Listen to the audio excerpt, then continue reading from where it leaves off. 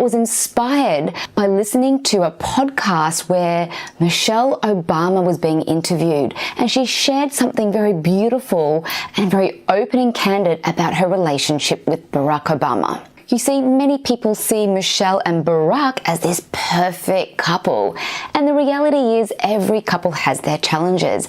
And Michelle recently wrote a book, and this is what she wanted to share, the reality of life, the reality of her life, to dispel the myth about the perfect everything that she may have had or their perfect life. Now, this is not to say that they haven't got some amazing things that happen between them in their relationship, but she just wanted to be real and open and raw about life for herself, life in the White House, and just about herself as a unique individual person who also has their own struggles. And what she shared in the podcast is that at one stage, her and Barack were really having some challenges, and they went to therapy about it. And what was revealed in this therapy was something that every woman and man needs to know about if they want to have a really rock solid, devoted partnership with somebody. Now, before I share what this is with you, please take a moment to subscribe to this channel and hit that bell button to get notified of my next hot topic. Also, please take a moment to share this with a friend who you know is in need of some relationship support based on this topic. Also, please comment below. I'd love to hear from you and find out about you so I know how I can support you in the best way possible. So what was this thing that Michelle Obama was struggling with Barack? Well, what was revealed in their therapy sessions is that she was expecting Barack to fulfill her life in every way possible. What I gathered from the interview is that she'd really lost her sense of self within the relationship at one stage, and she was wanting Barack to fulfill her, to validate her, to encourage her, to be there for her. That was in a way unreasonable. An expectation of another person that was too high. So the moral of the story is, how do you, as a woman, as a unique individual, as a beautiful soul, look after herself in a way that allows a relationship to grow, that allows a man to come forwards and really love you in a healthy way, and in a way that you can love your partner in a healthy way, that allows huge amount of bonding, respect for each other, and allows for a sense of freedom in the relationship and confidence within ourselves so that we can actually build that deeper intimacy that we desire. Because a lot of the time, our deeper needs or neediness needs get in the way of us actually experiencing the very thing we want, and we can often blame somebody else for what is happening in a relationship when in actual fact we need to go a little deeper within ourselves. So I'm about to share 5 reasons why this dynamic takes place in a relationship and how to change it. Number 1 is unrelenting needs. Now, I know we all have needs in a relationship, but I'm talking about the stuff that's unrelenting, that you know that you're grabbing for, that feels compulsive and it feels like it's never satisfied. Now, there are unhealthy relationships out there where your needs are not being met because the person really isn't capable of loving you the way that you need to be loved to feel safe and in a reasonable fashion, in a healthy fashion.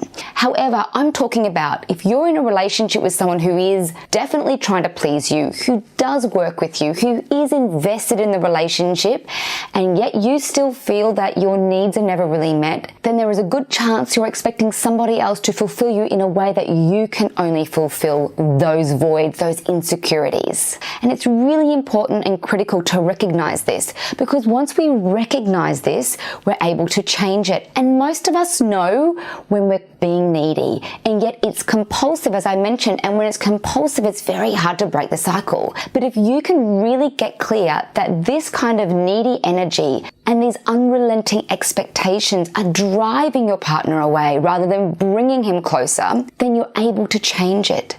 Because if you can really understand that having these kind of expectations for someone to fill your void is something that is impossible for someone else to do, that it actually creates distance, not connection, then your value change, your priorities change.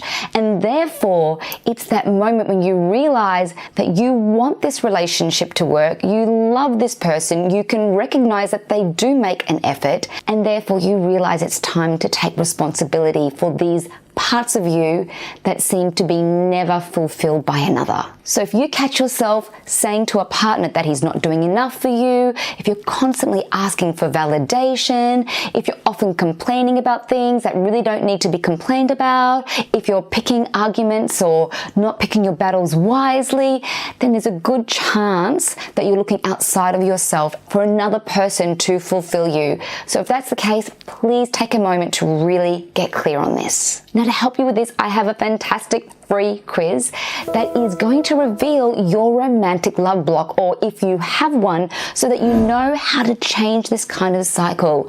I reveal if you're experiencing one of the 4 romantic love syndromes and how to change it. And the link to that free quiz is right below in the description. Number 2 follows on for number 1, which is he's not a unicorn. Now, I know that we want our partner to be our everything, to fulfill us in every way possible. We want him to be our ultimate comedian, someone who can make us beautiful meals perhaps, someone who's there financially perhaps, somebody who is so sexy and divine and amazingly passionate in every way that we love 24/7, someone who listens to us and is there for us every moment of every day when we have a problem or we just want to be heard. Now, of course, all these things are wonderful traits in a relationship, and of course you want a lot of these things regularly. However, when it comes to a long-term relationship, it's very important to know that your partner isn't capable of providing everything you need at every moment.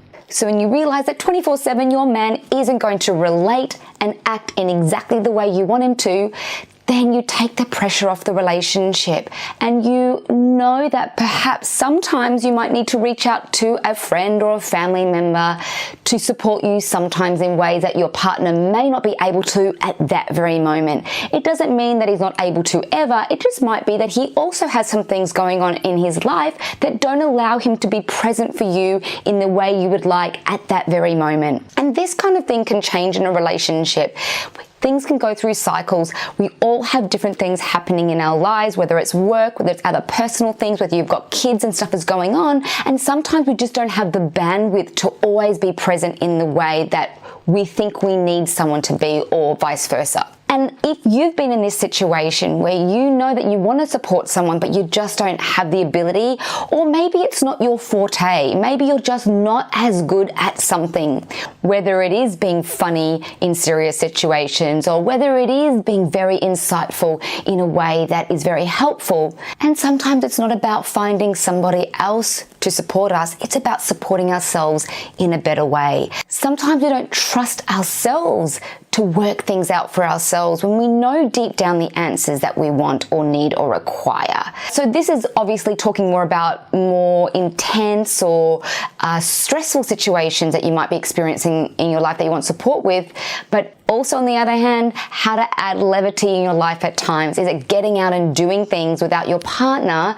to add that play, that fun, whatever it is? So once again, don't expect your partner to be your everything all the time. If you feel like you need more play and your partner's not in a great place at that time, or just not available, or he's traveling, or whatever it is, then get out and see your friends and do things that bring that joy into your life so that you're not putting that pressure on your partner. Which leads to number 3, self-abandonment. So number 3 is self-abandonment, which really continues on from what I was just saying about doing stuff that brings you joy, seeing friends, doing activities that you love. So this is critical in a relationship. Many people end up resentful and miserable because they've forgotten to nurture their own interests. They've forgotten to keep learning that language that they wanted to learn, or to keep learning or engaging in a sport or activity that they loved, or simply they stop seeing and investing in their friendships. They've given so much to the relationship. They've kind of burrowed themselves into this one dynamic,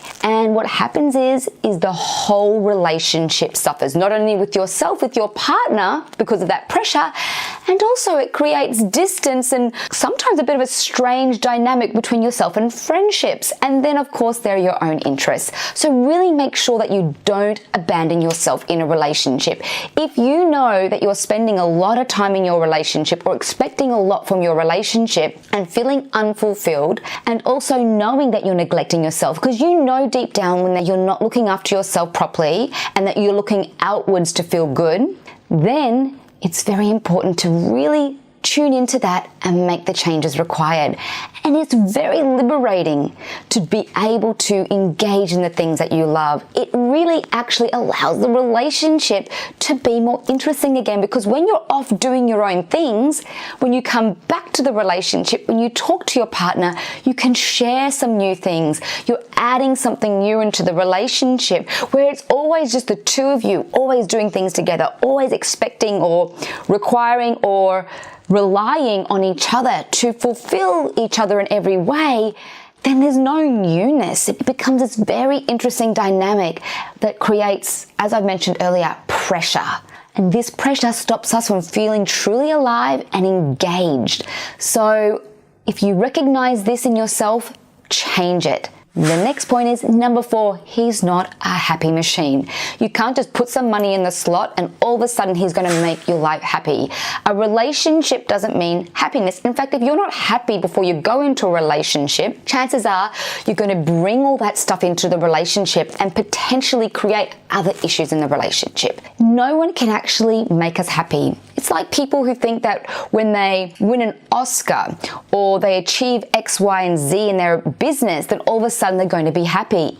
You'd be amazed how many people who think that money or achievement is going to make them happy, or a relationship is going to make them happy, realize that it isn't the case. So sure, a relationship can help add levity and play and intimacy, which can feel really good. But if you're not happy with yourself, then there's a good chance that you will allow also things in your relationship that aren't healthy for you, which creates more unhappiness, not more happiness.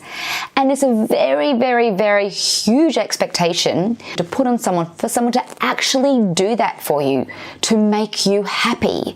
If you went into a relationship with a man and he said something like, "Oh, you make me so happy. Before you, I was so miserable. My life was terrible.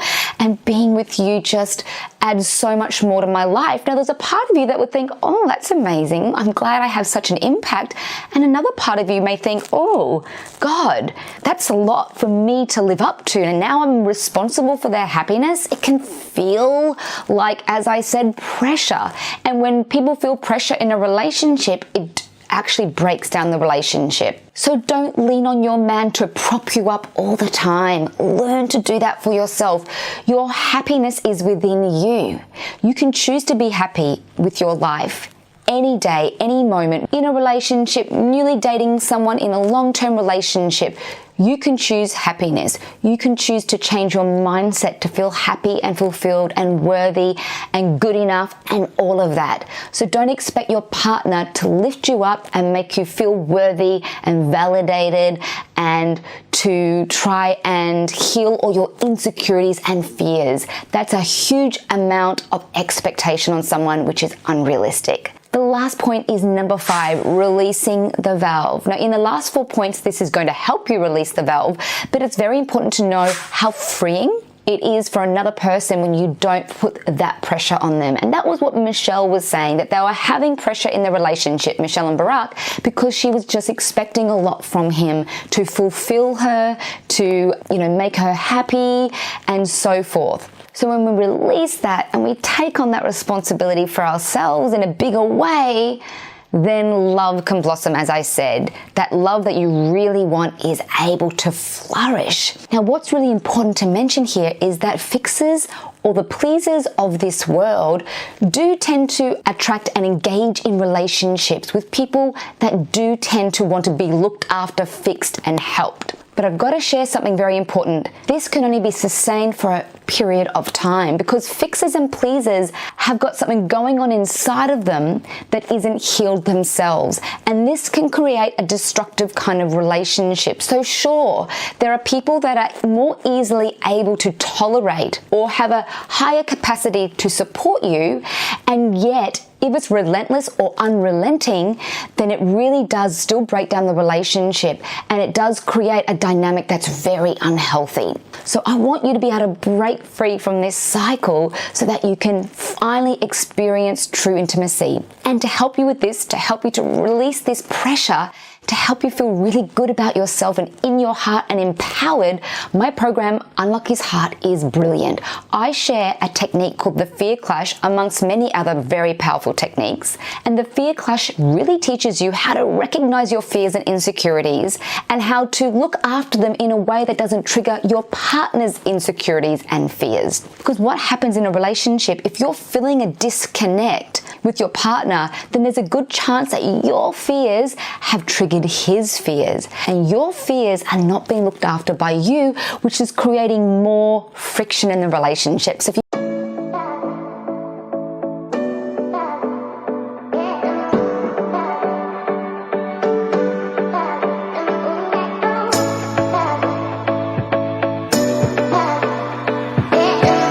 that said, make sure to subscribe, make sure to like the video, make sure to click the bell notification, make sure to share the video with anybody that you think could use the video, and make sure to comment the video. We really look at these comments a lot. We're always responding to them, and it tells us what you want more of, if you like this, that type of stuff. That's one of the best ways to get your questions answered.